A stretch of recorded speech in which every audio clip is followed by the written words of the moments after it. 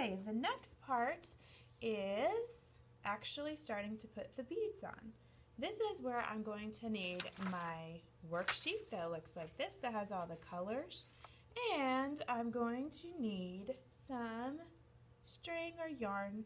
Now this yarn doesn't need to be too long, so I'm just going to take about 3 feet of yarn and cut it off just like this with scissors. And sometimes the scissors don't work that well. That's okay. Alright, the end of my yarn is going to go inside the eye of my needle. The eye is the little loop that's on the end of a needle. So I'm going to take the end and kind of wiggle it through until some of it comes through. And I'm just going to pull it through. I'm going to pull it through until I have a little tail that's about that long. It's about the size of as long as my hand. You do not need to tie a knot here. You actually don't want to, because that will make it difficult for the beads to go over it. Okay? So with the other end of the yarn, here's the other end. So on one end I have a needle, on the other there's a tail. Here's what you need to do. Take a piece of tape, tear it off, just a little piece of tape, and I'm going to start at the top of my loom, at the edge, and I'm just going to tape down this piece, just like that. Just tape it down to hold it tight. Okay? Now, once I am ready to start, I'm going to look at the pattern that I have. Now, I did a rainbow pattern on mine, so I'm going to start out with a red, and then an orange. I'm grabbing beads from my bead box, and I'm just putting them on the needle. Yellow, green, blue, and that is my first five beads, and they're just sitting on my needle.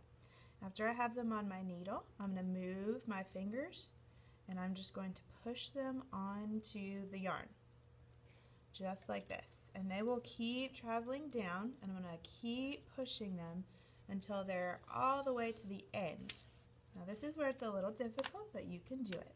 So I'm going to take my needle, now that all of my beads are at the very end of my yarn, I'm going to take my needle and go underneath every single string that's on my loom. These are actually my warp threads, so I'm going to go underneath all of them, just like this. Now I'm going to take one of the beads and put it between each of the strings on my loom, just like that. Then I'm actually going to have to hold them there and hold them up for the first time. After the first time, it's not so hard. Then I'm going to go around on top, and I'm going to go through each of the beads on top of the green string. It's very important that you go on top of your guitar strings the first time. And then I'm just going to pull it through. Now I want to pull it through and make sure that my tail does not come out of my needle.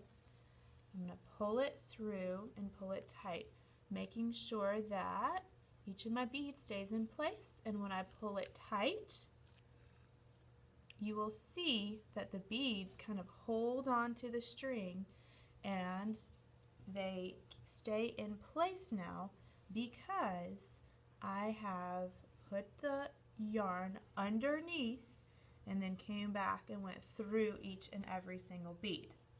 For the second time, you're going to do the same thing, and this is where the process just repeats over and over again.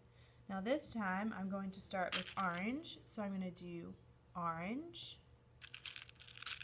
yellow. This is just part of my pattern. Your pattern will be different. Green, blue, purple. Okay, now I have all 5 beads on, so I'm going to push them on all the way to the very end of my string.